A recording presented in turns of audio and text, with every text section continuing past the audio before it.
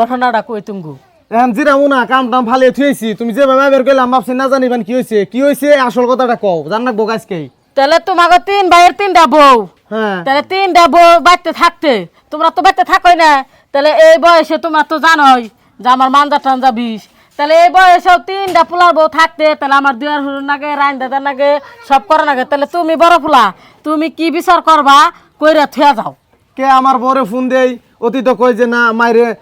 একবার ফোন দিলাম কই যে মারে পাউটি বে দিতেছি খালি বার শুন দিলাম নানান কথাই না কয় ফোনে আমি কথা কই দিলি তুমি মিছা কথা কইতাছো বান তোমার বউরা মিছা কথা কয় তোমার বউকে ডাক দাও শুনো এই কোনে রে